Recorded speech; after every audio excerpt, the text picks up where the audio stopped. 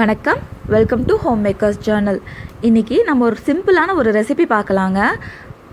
அதாவது ஈஸியாக டக்குன்னு செய்யக்கூடிய முட்டை மசாலா எப்படி செய்யலான்னு பார்க்கலாம் வாங்க.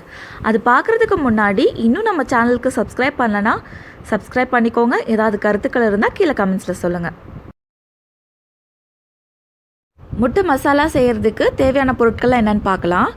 4 முட்டை வேக வச்சு தோல் உரித்து அதை 2ஆக ஸ்லைஸ் பண்ணி வச்சுருக்கேன். உங்களுக்கு எவ்வளோ முட்டை வேணுமோ அதை எடுத்துக்கோங்க. அப்புறம் வெங்காயம், ஒரு பெரிய சைஸ் வெங்காயம், அதை பொடி பொடியாக நறுக்கி வச்சுருக்கேன். வெங்காயம் சின்னதாக இருந்தால் 2 கூட எடுத்துக்கோங்க. அப்புறம் 2 தக்காளி, அதையும் பொடியாக நறுக்கி வச்சுருக்கேன். அப்புறம் 2 பச்சை மிளகாய், அதை ஸ்லிட் பண்ணி வச்சுருக்கேன். அப்புறம் கொஞ்சமாக கருவேப்பிலை, அப்புறம் 4 பல் பூண்டு, அப்புறம் சின்ன பீஸ் இஞ்சி போட்டு தட்டி வச்சுருக்கேன். இது 1 டீஸ்பூன் அளவு இஞ்சி பூண்டு பேஸ்ட்.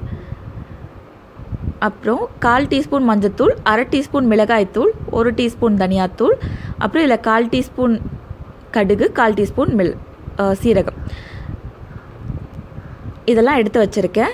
இதை தவிர பார்த்திங்கன்னா எண்ணெய் தேவையான அளவு, உப்பு தேவைக்கேற்ப, அப்புறம் 1/2 டீஸ்பூன் கரம் மசாலா, இதெல்லாம் தாங்க தேவையான பொருட்கள் இந்த முட்டை மசாலா செய்கிறதுக்கு. கீழே டிஸ்கிரிப்ஷனில் கொடுத்துருக்கேன் பாருங்கள். இப்போது அடுப்பில் ஒரு நான்ஸ்டிக் பேன் வச்சுருக்கேன்.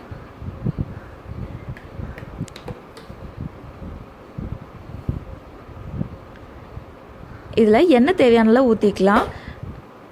நான் வந்து 1 டேபிள் ஸ்பூன் ஊற்றிருக்கேன். அப்புறம் கடுகு சீரகம் போட்டுக்கலாம். கடுகு சீரகம் பொரிஞ்சதுக்கப்புறமா இதில் நம்ம வெங்காயம், கருவேப்பிலை, அப்புறம் பச்சை மிளகாய் இதெல்லாம் ஆட் பண்ணிக்கலாம்.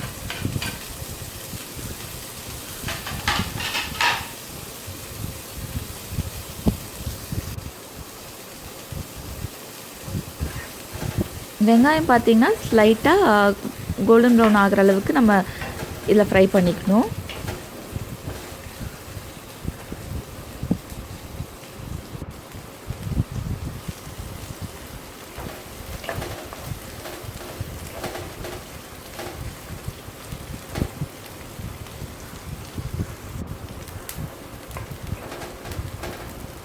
இப்போ பாருங்கள், வெங்காயம் லைட்டாக கோல்டன் ப்ரௌன் ஆக ஆரம்பிச்சிருக்கு.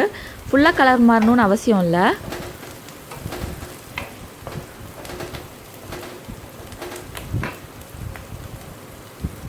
இப்போ வந்து நம்ம நறுக்கி வச்சுருக்க தக்காளி ஆட் பண்ணிக்கலாம்.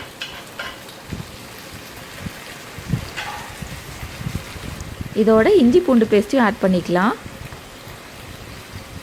அப்புறம் மஞ்சத்தூள், மிளகாய்த்தூள், தனியாத்தூள் அதையும் ஆட் பண்ணிக்கலாம். இப்போ இதை நல்லா மிக்ஸ் பண்ணி விட்டுக்கலாம்.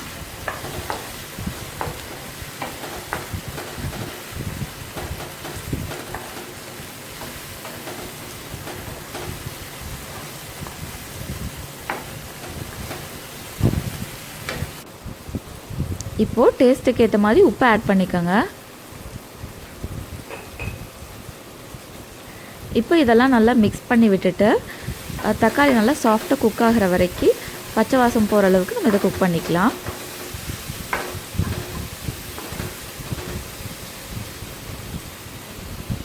எனக்கு வந்து ட்ரை மசாலாவை வேணும், அதனால் நான் தண்ணி எதுவும் ஆட் பண்ணலை. இப்போ பாருங்கள், பச்சை வாசம்லாம் போயிடுச்சு. தக்காளியும் நல்லா சாஃப்டாக குக் ஆகிடுச்சு. உங்களுக்கு கிரேவி மாதிரி வேணும் அப்படின்னா இந்த டைமில் ஒரு 1/4 கப்லேருந்து 1/2 கப் தண்ணி ஊற்றிக்கோங்க. அதுக்கப்புறமா வேக வச்சுருக்க இந்த முட்டையும் இதில் போட்டு மிக்ஸ் பண்ணிவிட்டு ஒரு 2லேருந்து 3 நிமிஷம் வரைக்கும் குக் பண்ணிக்கோங்க.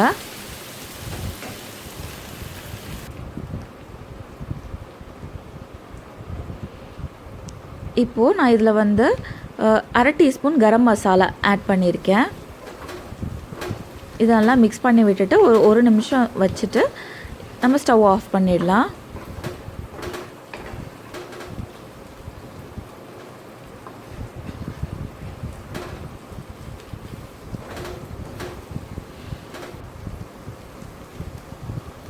அவ்வளோதாங்க, நம்ம முட்டை மசாலா ரெடி ஆகிடுச்சு.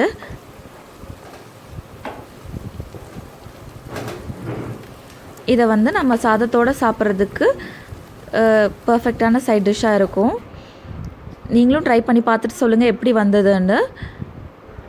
மீண்டும் அடுத்த வீடியோவில் சந்திக்கலாம். நன்றி, வணக்கம்.